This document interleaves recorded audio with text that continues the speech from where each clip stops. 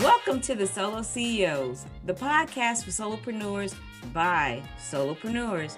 Here we celebrate, commiserate, and problem solve all the world's craziness that comes with building a business on your own terms. I'm Marilyn Johnson, a supplier development and supplier diversity consultant. And I'm Terra Winston, executive coach and leadership consultant. And we are the SoloCEOs. Yay! Marilyn! Yay! So Terra, let's talk about why we started our businesses. You want to share with the people why you decided to become a solopreneur?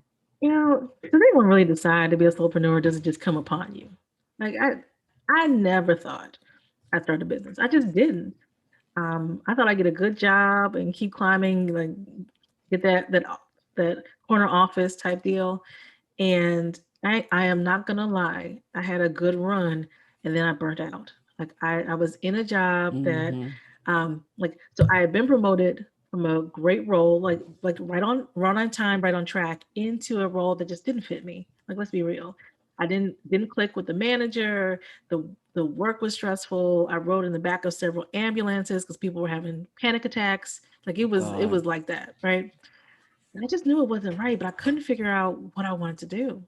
So I did what every very smart, very rational person would do, and I quit a paid job in a recession with no clue of what I wanted to do.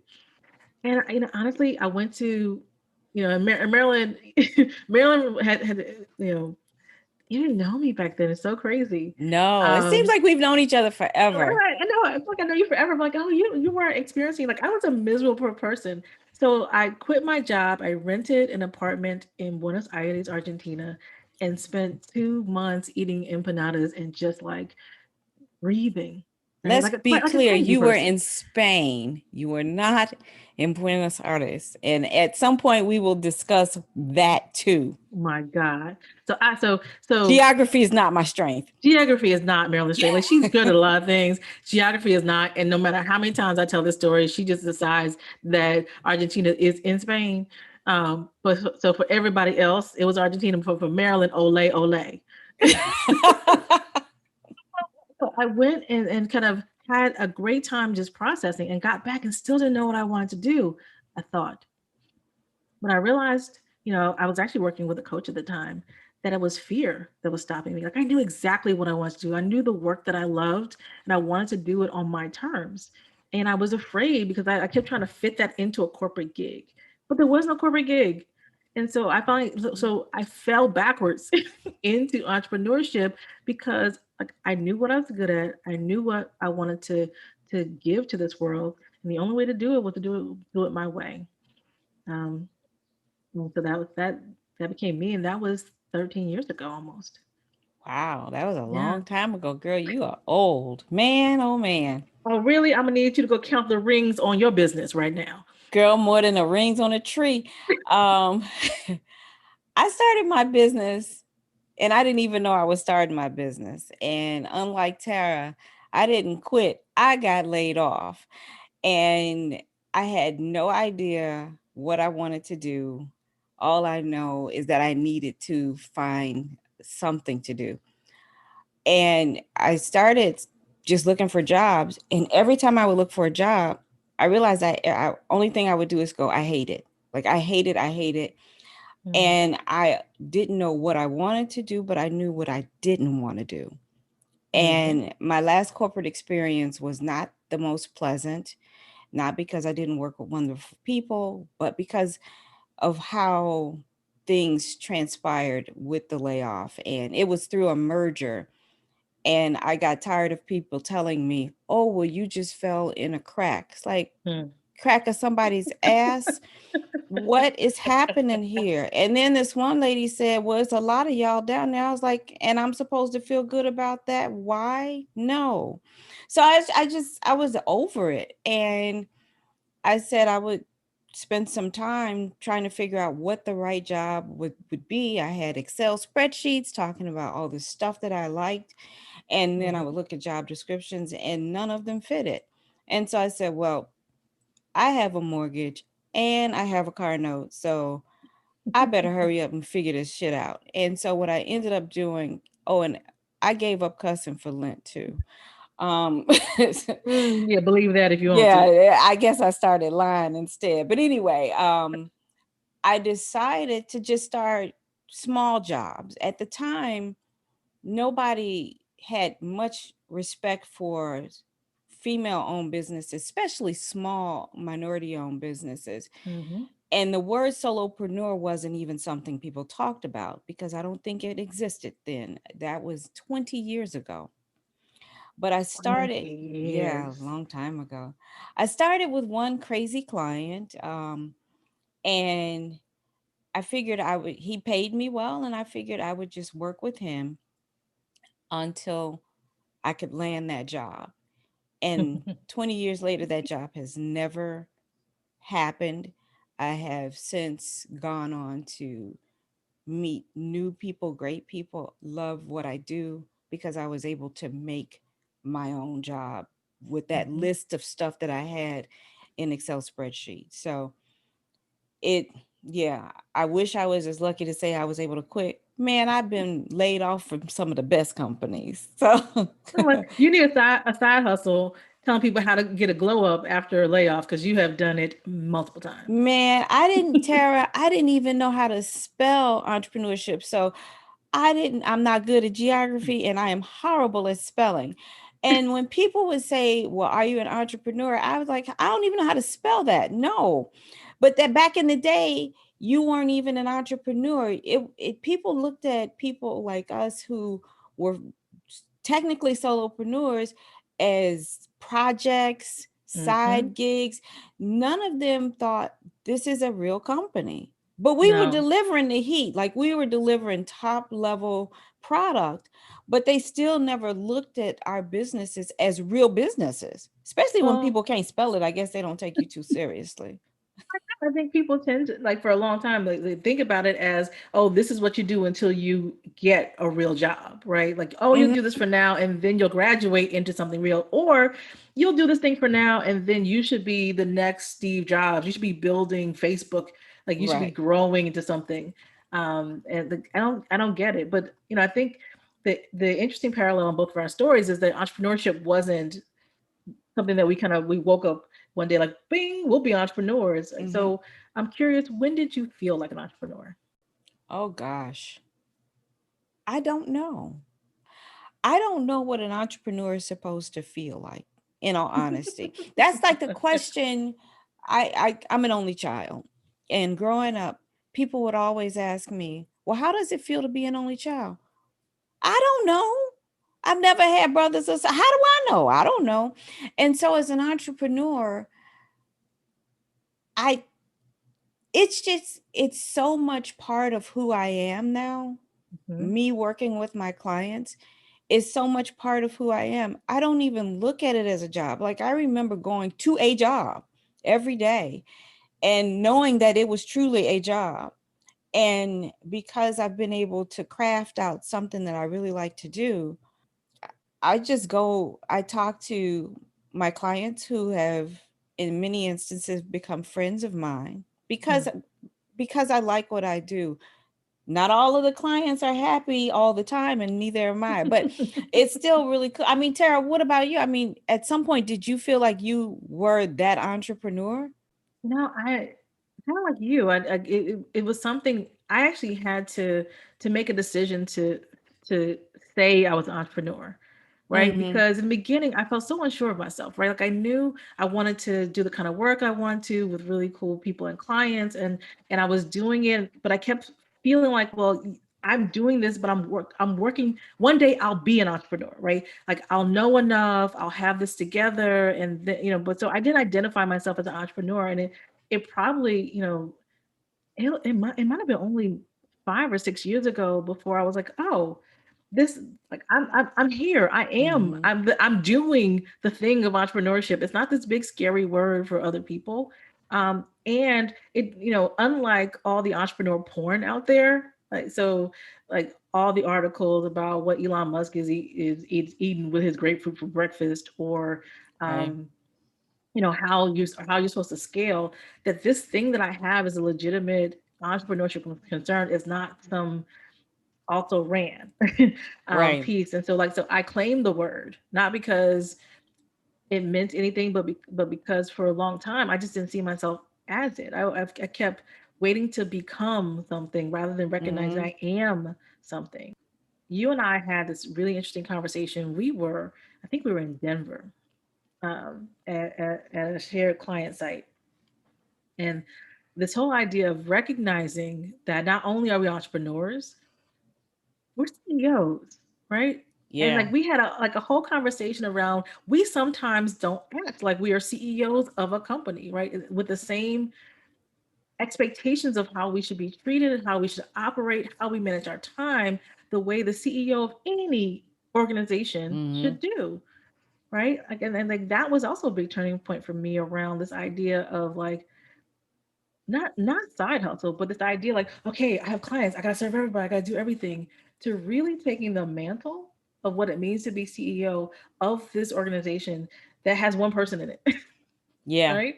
Yeah. Um, and what does that mean for how I travel? What does that mean for the rest that I build in? What does that mean for how I go about this world, right? And Girl, hopefully you being a CEO traveling is better than me being a CEO traveling and walking into a hotel with no hotel room. okay, That's happened a so few times. okay, she's not lying. I have witnessed it. This woman has boarded a I've whole gotten out a entire plane plane. like, oh snap, No, my favorite is when we literally we pulled up in to the the Uber hotel. at the hotel, and she looks at me and says, "I don't even know if I can have a hotel." Right. Hey, but I had points. And so I walked in and they were like, oh, Miss Johnson, that's not a problem. Like, see? Hello. Had I done it, I've been sitting in the broom closet somewhere. I got you. But they did. They were all like, "Miss Johnson, we got you." Right? Whatever, man. So I think that what's important more than anything people get from us, Tara, as entrepreneurs, is the way that we have survived your 13 years in my 20, a whole lot of laughter. A Hmm. lot of laughter. Because some of the stuff you see and you go, okay, this cannot be real, but I'm looking at it in living color. And Oh, as a yes. solopreneur, you are looking at it by yourself oftentimes. And so, yeah, Well, and so that's actually why we created the solo CEOs, quite frankly, exactly. because what we realized, Marilyn and I have amazing support networks around us. We got great friends, really smart people. But the journey of a solopreneur is so very specific, right? There are things that your Hmm. closest friends, they can give you emotional support, but they just haven't been there. And so nearly everyone that I know that does this, you start off and you will encounter either, I don't know how to fill in the blank, but and you Hmm. need someone to go to. And that's what Marilyn and I started doing. We started calling each other okay, am I crazy? But this client wants this, and I don't know how to deliver it without losing my shirt. Or, how did you start pricing this, whatever, right? And Right. what we began to observe is that over and over again, everyone through the solopreneur journey, that was how we're getting our information. It's one-on-one connections. That's how you get your IT resource. That's how you get your logo designer, right? But there aren't really resources for solopreneurs. And Right. so for all those solopreneurs that don't have a Maryland that they can pick up the phone, that have great friends, but they haven't been to the places that you are, the Solo CEOs is a place where you've got resources. You've got people that understand the craziness of it, that we know that yes, the answer is you are a little bit crazy. Because you have to be a Right. little bit crazy to be in this game, but that's totally okay.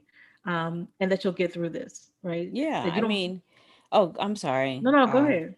But the one thing that I found was when I started out, there just were no resources, like Tara said. And you can read books. I got books back here. Some are about entrepreneurship, others are about how to lose weight. But you can't find a book that's going to tell you how to respond when a client is inappropriate. Mm-hmm. And you don't have that book, you don't even have walls. And if you came from a corporate background, you are structured to think certain things should happen. You have to undo all of that, because as the CEO of your own company, you make your own rules. And for many solopreneurs, you don't even know how to make the rules. And then you're answering the question, well, what is it that you do? Some people are very specific, which is amazing. Mm-hmm. Others are still trying to plot it out. And what we wanted to do with the solo CEOs is we want to discuss those things. We'll talk about them amongst ourselves because we have quite a bit of experience, but we'll also invite people on. We also welcome questions that you may have, because trust me, between Terra and I, we have so many things that's happened over the last 13 to 20 years. Like my grandmother said, I have forgotten more than some people know. Just because in my mind, a solopreneur is like a land shark. You just don't ever stop moving. Mm-mm. Your brain is always on trying to figure out what's the next best thing, how to stay relevant, how to bring in some income. That's what the solo CEOs are here to do, is help you figure that out without the get fast quick schemes, because we've seen a lot of them. Terra reads a whole bunch and she'll tell me about it. I'm like, they tripping, because oh my God, yes, they're tripping. So look, if to Marilyn's point, if you are listening to this podcast because you want the definitive answer on anything, then my suggestion is go somewhere else, because someone will tell you that they have the answer. They don't. Everything's different. Every circumstance is different. The things that work for me don't work for Marilyn, and not going to work for you. But collectively, when we share our experiences, when we share our resources, you can find the solution that works best for you. That's the real truth. And so if you're here for some bullshit around, like, some she didn't give up cussing for Lent, yeah, by the way. I didn't give up cussing for Lent, so I'm gonna cuss for both of us. That's just not real. Right? There are enough places you can go to give you that. Like, here in this family, everything's on the table. It's all real talk, and it's all focused on so that we all can win in our own way. Right. And we're just happy to do this. We can't wait to learn from you as much as y'all are learning from us and the people we bring in. I'm just excited to do this. Yeah, I am too, because all I know is I just wish that I had this resource when I started, because there was so many questions we had, and I would ask people and people would look at me and either not want to tell me the information. That's the one thing that Terra and I have in common. We're super transparent. Ultimately, our goal is to make your lives as solopreneurs easier, because sometimes it wasn't as easy as we may talk about it, but we got through it. And so we want to make sure that you understand that you can get through it too.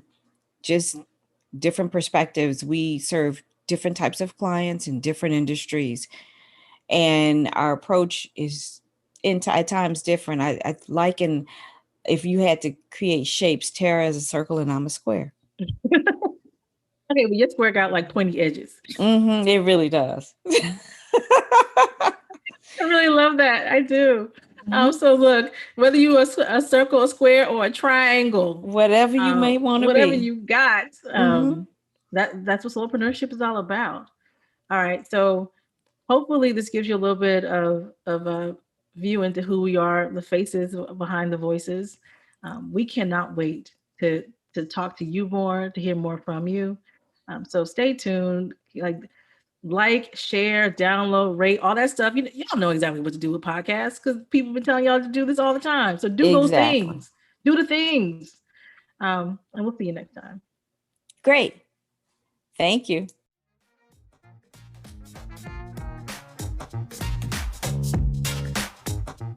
Thanks for listening. If you enjoyed this episode and you'd like to help support the Solo CEOs, please share this podcast with others, post about it on social media, or leave a rating and review. To catch all the latest, you can follow us on LinkedIn or Instagram at the Solo CEOs, or stop by our website for videos, resources, and other great stuff. Thanks again, and we'll see you next time. Bye. Bye.